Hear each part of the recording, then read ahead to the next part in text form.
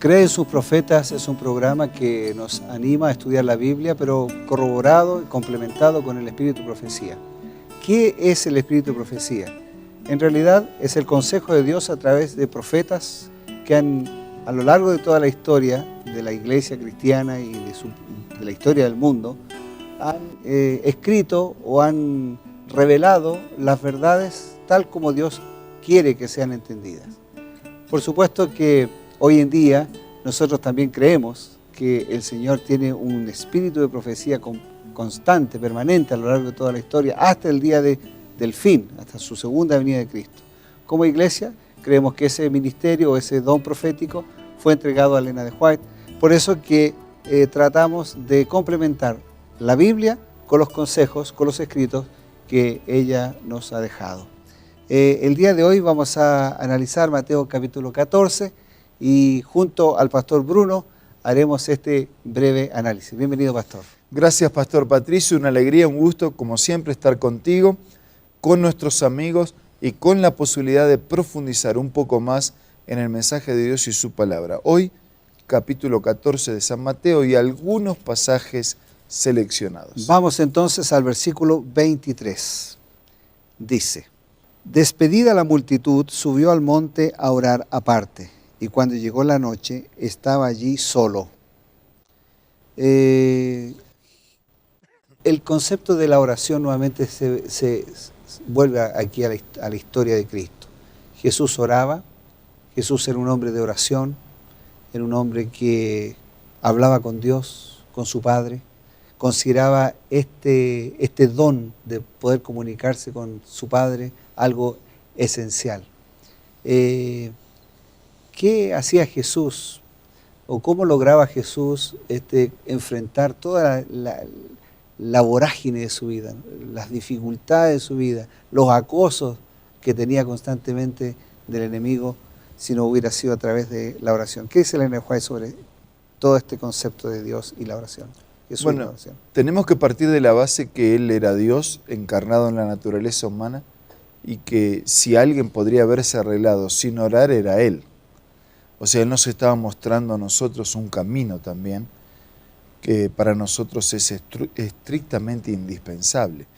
En el libro Cada día con Dios, página 102, ella dice: aférrese del poder de lo alto. Aún Jesús, cuando se preparaba para hacer frente a una gran prueba, acudía a la soledad de las montañas y pasaba la noche orando a su Padre. O sea, dice, aún Jesús, está diciendo, aún el Hijo de Dios, aún Dios mismo, aún Dios encarnado en Jesús como el Hijo del Hombre, como el Hijo de Dios, necesitó de la oración, usó la oración, se comunicaba y se conectaba con el Padre en la oración. ¿Cuánto más lo necesitamos nosotros? Aférrese del poder de lo alto. Ahora la pregunta sería, ¿por qué razón Jesús necesitaba orar? Era Dios. Orarse a sí mismo. Él es Dios en sí mismo, ¿no es cierto? ¿Había algo en Él que lo hacía fundamental que orara? ¿O solamente un asunto de ejemplo? Porque podría decir, Jesús deja porque es un ejemplo, tiene que ser. Es un asunto de ejemplo también, porque dice, ¿por qué se bautizó Él si el bautismo es para limpieza de los pecados? No había pecados en Él para limpiar. ¿Por qué Él iba a la iglesia si Él era la iglesia también? Y donde Él estaba había una iglesia. ¿Por qué Él oraba? Bueno, estaba mostrándonos cómo es que podemos vivir una vida. Pero la esencia de todo esto es que la vida de Cristo no fue una obra de teatro. O sea, cuando Él sufrió, cuando Él enfrentó las adversidades, cuando Él se cansó, cuando Él lloró frente a los que sufrían, era de verdad. Entonces, como Él estaba viviendo una vida de verdad, no un simulacro de vida, Él necesitaba de la oración también para estar en conexión con el Padre. Porque Él vino a vivir como hombre. Para dar su vida por nosotros tenía que tener vida propia, era Dios. Pero al mismo tiempo tenía que vivir y vencer como hombre. Entonces Él venció las tentaciones, enfrentó las dificultades en comunión con el Padre. ¿Y eso significa que nosotros podemos hacer lo mismo, igual que Él? ¿Estamos en las mismas condiciones? estamos en las mismas condiciones de estar conectados con el Padre. Por supuesto, Jesús era Dios y nosotros en ese sentido no estamos en las mismas condiciones. Pero estamos en las mismas condiciones. El mismo Dios, el mismo Padre, podemos tener la misma conexión viva con Él. Muy bien, vamos al versículo 30 ahora. 14:30 de Mateo. Pero al ver el fuerte viento tuvo miedo y comenzando a hundirse dio voces diciendo, Señor, sálvame. Esto está hablando de Pedro, ¿no? Sí. Cuando Jesús camina sobre el mar, contextualizándolo aquí, Pedro le pide que vaya a él y en ese momento se empieza a hundir. Se empieza a hundir, ¿verdad? Señor, sálvame. ¿Hay realmente esperanza para una persona que clama? ¿Esta palabra le gusta al Señor? Jesús, ¿es música para Él o no? Sálvame. En el libro Nuestra elevada vocación, página 133, dice lo siguiente. Antes te digo que no hay mejor pedido que pudiéramos hacerle a Dios. Señor, sálvame. Si Él vino a buscar y salvar lo que estaba perdido. Jesús murió para salvarnos, dio su vida para salvarnos, arriesgó el cielo para salvarnos. Su intención, dice, yo no quiero la muerte del que muere, Él quiere la salvación. Cuando nosotros reaccionamos a su llamado, a su actuación y a todo este proceso de salvación, pidiendo, Señor, sálvame, imagínate, es el mejor pedido que podemos hacer a Dios. Elena de Huay dice, contadle a Jesús con sinceridad vuestras necesidades. No se requiere de vosotros que sostengáis una larga controversia con Dios o que le prediquéis un sermón, sino que con un corazón afligido a causa de vuestros pecados digáis, sálvame, Señor, o pereceré. Para estas almas hay esperanza. Ellas buscarán, pedirán, golpearán y encontrarán. Cuando Jesús haya quitado la carga del pecado que quebranta el alma, experimentaréis la bendición de la paz de Cristo. Así que no hay mejor ruego, no hay mejor pedido que decir, Señor, sálvame, porque eso armoniza con el proyecto de Dios. Él vino a salvarme.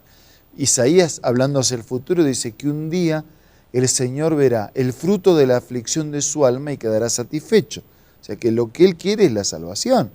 Él no vino para que muramos. El pecado nos llevó a la muerte. Él vino para que nos salvemos. Así que un ruego para que Él nos salve es lo que Él está esperando de nosotros. Y como Él respeta nuestra individualidad, Él no puede actuar en nuestra vida si nosotros no se lo permitimos. Y esto parece así un poco así violento de explicar, ¿no? Porque Dios, el dueño, el trascendente, el eterno, el poderoso del universo, necesita de tu permiso para actuar en tu vida. Él se autolimitó. Él no actúa violentamente. Él necesita de tu consentimiento. Ahora, ¿por qué? Bueno, a ver, no es que me he preguntado yo, sino que hay muchas personas que hacen esta misma pregunta. ¿Por qué Dios como que necesita escuchar tantas veces las mismas peticiones sobre un determinado punto? Estoy pensando, por ejemplo, alguien que está con cáncer, alguien que tiene un hijo enfermo de cáncer, leucemia, grave. No hay otra posibilidad que la muerte, es muy difícil, hay que hacer un trasplante de médula ósea, etcétera, etcétera. Y la iglesia se pone a orar, él ora, y le clama a Dios una vez, y le clama otra vez, y va a la quimioterapia y no avanza, y los glóbulos siguen en menores cantidades, no se aumentan. ¿Por qué se da esto de que orar y pedir una y otra vez como si Dios se hiciera el desentendido? Dios no necesita, o sea, 40 oraciones son mejor que 20. 5.000 personas orando para pedirle a Dios lo conmueven más que si uno solo ora para pedirle a Dios. Ese es el punto. O sea, no es así, no es que yo acumulo méritos por la cantidad de oraciones que hago o acumulo méritos por la cantidad de personas que oran. Pero, y Dios no necesita ni siquiera de una oración. Él sabe la necesidad. No es Dios que necesita la oración. Yo necesito la oración porque cuando estoy orando me pongo en comunión con Él, me pongo en conexión con Él. Estoy confiando en Él, estoy depositando mi vida, estoy abriendo mi alma, estoy compartiendo mi carga. O sea, no es para conmover a Dios con la cantidad de oraciones. Nosotros necesitamos orar y perseverar en la oración para perseverar en la confianza, en la comunión y en la dependencia con el Señor. Bueno, estamos en Cree en sus profetas. Vamos a hacer un pequeño corte, un consejo y estamos de vuelta para continuar con su programa. Hola amigo, ¿estás listo para acompañarme en otra lectura? Escucha con atención esta cita. Dios ha señalado el camino con los indicadores proféticos. No se nos ha librado a depender de la sabiduría humana. Los grandes carteles indicadores que el propio Dios ha levantado nos muestran que la senda de la obediencia es el único camino que podemos seguir con certidumbre. Esta cita la encuentras en el libro Cristo Triunfante y puedes adquirirlo descargando la aplicación del App Store o del Play Store buscando Elena G. de White. También te invito a que visites la página www.editorialaces.com.